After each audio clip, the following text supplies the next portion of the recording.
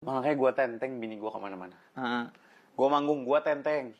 Bodoh amat gue mau dibilang apa-apa, mau dibilang apa, mau orang takut bini, terserah. Heeh. Mau keluar kota, gue ada kerjaan di luar kota, gue bawa bini gue. Heeh. Karena menurut lu biar dia jagain lu, sekaligus biar dia juga bahagia. Biar gue bisa menjaga diri gue sendiri. Iya. Iya. Biar gue bisa menjaga diri gue sendiri. Heeh. Gue kalau nggak ada dia, wah lost, Bib. Iya. Lost gue.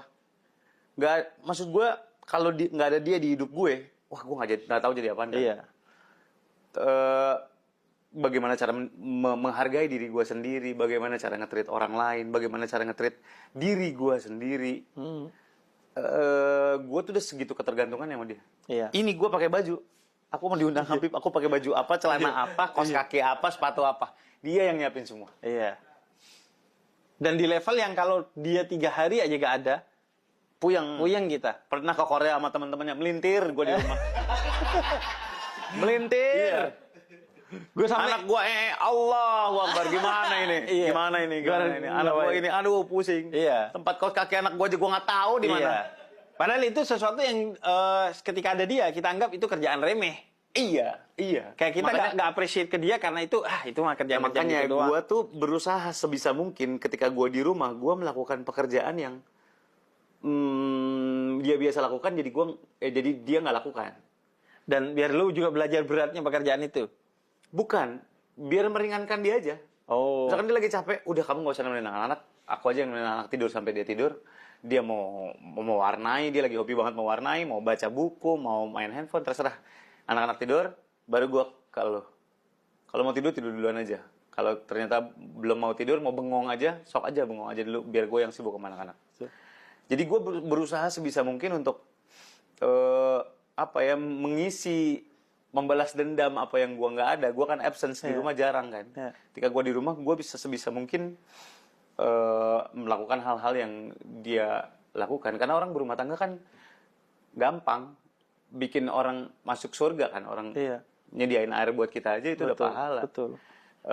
Nyenengin kita aja udah pahala gitu. Bukan berarti, nah itu tuh gue ngomong tadi kan gue ngomong sama lu, jadi laki-laki itu susah ya. Iya. Dan di dunia dicoba, di dunia suruh ngajarin, udah mati, sampai akhirat ditanyain. Katanya, keluarga lu bagaimana, bini lu bagaimana, anak lu bagaimana, ditanyain jadi laki-laki. Bahkan semua yang halal itu di akhirat nanti dihisap, semua yang haram itu diazab. Yang halal aja masih dihisap. Dan katanya kalau jadi laki-laki, kecil dimarahin ibu, gede dikit dimarahin bapak, sekolah dimarahin guru, nikah dimarahin istri, mati dimarahin malaikat. Jadi intinya dimarahin. Bib, kita laki-laki udah mati, gitu loh. Masih ditanyain juga. Masih ditanyain. Udah mati, masih ditanyain. Tapi Sur, tadi lo bilang kan, gua coba meringankan kerjaan bini gua dengan gua kerjain juga kan. Kalau gua juga jadikan itu pembelajaran agar gua bisa lebih respect pada bini gua. Misalnya ngepel lu capek lo. Capek.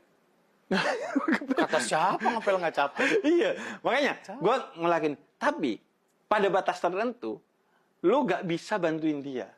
Karena ada sesuatu yang gak bisa dilakuin oleh laki-laki. Menyusui. Hamil. Kemudian melahirkan. Semua kerjaan laki-laki bisa dilakukan oleh perempuan. Tapi tidak semua kerjaan perempuan itu bisa dilakukan oleh laki-laki. Jadi bagi gua bukan hanya perempuan yang nggak bisa jadi laki-laki. Karena kata lu tadi kan laki-laki itu capek. Tapi laki-laki juga nggak bisa jadi perempuan. Iya maksud gua. Iya kan? Itu jadi recently jadi perenungan gue sih. Gila ya jadi laki-laki segitunya ya gitu. Bahkan kita dikasih power berlebih sama Allah bahwa ketika istri kita, ya kan ada ceritanya gitu kan, istri kita kalau nggak seizin kita keluar dari rumah itu dosa. Segitu dikasih powernya sama Allah untuk bisa mengontrol gitu. Kita dikasih power besar gitu. Dan menurut gue laki-laki yang terpuji adalah laki-laki yang tidak menggunakan powernya untuk semata-mata ngebejek perempuan. Iya. Tapi untuk melindungi kan. Iya. Makanya di Quran dulu disebutnya ar-rijalu qawwamuna 'alan nisa, laki-laki atau suami pemimpin bagi perempuan. Sekarang udah diubah, bukan diubah Qurannya, tapi diubah maknanya. Laki-laki pelindung bagi perempuan, karena pemimpin itu mau konteksnya adalah melindungi, bukan seenaknya. Bener, termasuk minta dilayani. Ini pasti bakal jadi pro kontra. Termasuk minta dilayani dalam hal makan. Enggak, minum. dan padahal itu bukan tugas perempuan. Memang, kadang-kadang laki-laki suka berlindung di, ayo mau masuk surga nggak? Iya, dan banyak kan konten-konten TikTok gitu kan. Iya, maksud gua, jalur masuk surga bukan dari laki-laki yang seperti itu nggak sih? Iya. Dan maaf nih. Betul. Kalau emang itu ya dijadikan alat untuk menindas perempuan, memang bukan itu jalur masuk surga. Bahkan itu bisa jadi jalur masuk neraka kan. Iya, with great power becomes a great responsibility kan. Betul. Lu dikasih power berlebih, ya lu punya Untuk tanggung jawab yang berlebih, ya kayak gua dikasih power, lu Habib. Iya. Mungkin sebagian orang menganggap itu privilege. Gua tanggung jawab. Iya. Lu bikin serius? dosa 14 kali lipat lo. Betul. Lu bayar zakat, Iya. gua gak boleh nerima. Iya. Habib gak boleh nerima zakat. Nggak boleh. Makanya Sedekah kerja. boleh. Makanya gue industri. Enggak ya, makanya ya itu jadi tanggung jawab. Dan lu kalau ketemu sama orang-orang besar kayak guru-guru gitu, rata-rata mereka adalah orang yang mengurus urusan rumah tangganya cenderung sendiri. Oh ya? Bikin kopi sendiri, bikin teh sendiri. Tidak ada masalah dengan itu gitu maksud gue. Iya. Nggak mesti, ya gue nggak tahu ya, ini beda paham aja kali ya. Bukannya sok terpuji ya, cuman menurut gue, ya udah sih. Kenapa sih emang lu bikin kopi? Iya. Itu maksud gue kenapa sih emang? Karena sebenarnya yang bikin lu gak mau itu bukan capeknya, bukan ribetnya, tapi gengsinya. Iya kali. Iya kan? Iya kali. Dan karena kita udah didoktrin bahwa itu emang tugas perempuan. Kasur, dapur, sumur. Itu tuh yang gue sebel tuh. Itu.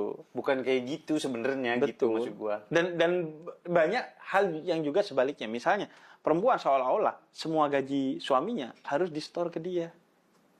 Oh gitu. Padahal enggak. Enggak. Cuma nafkah doang. Iya benar. Iya. Tergantung nafkah yang disetujui. Iya, sesuai dengan kebutuhan nafkahnya Iya. dia berapa. Betul. Iya. Jadi banyak, maksud gua banyak kesalahpahaman. Nah itu, ntar kita bahas sama pasangan-pasangan tuh seru tuh. Iya, Masalah gitu-gitu pasangan-pasangan tuh seru tuh. Maksudnya, ya yang kayak gitu-gitu kan mindset. Gue bukan yang gue merasa paling terpuji ya. Enggak sama sekali. Cuman gue suka kesel aja ngeliat laki-laki yang udah mah dikasih power malah menggunakan power itu untuk convenience dirinya sendiri Iya, aja untuk iya. ayo gue ada backingan gue, Allah gue udah kasih power gede, lu iya. mau ini gue nggak gitu, lu mau nurut gue nggak, kan katanya gitu. Perempuan tuh yang penting nurut sama suami, ya tergantung perintahnya apa. Betul. Nurut sama suami kalau perintahnya orang, nurut sama suami kalau beda ya, menurut sama ngebungkam tuh beda. Betul. Makanya ati Allah wa ati Rasul, taatilah Allah setaat-taatnya tanpa tanya, dan taatilah Rasul setaat-taatnya tanpa tanya, karena selalu baik kan dari keduanya. Nah, kalau wa ulil amri dan pemimpin, termasuk itu pemimpin rumah tangga, termasuk pemimpin negara, itu gak pakai atiu, tapi langsung wa ulil amri. Karena ketaatannya itu terbatas, selama ketaatannya tidak bertentangan dengan Allah dan Rasulnya. Jadi, suami ditaati oleh istri kalau perintahnya tidak aneh-aneh. Iya dong. Presiden ditaati oleh rakyatnya kalau perintahnya gak aneh-aneh. Iya dong. Iya dong. Closing kali ya.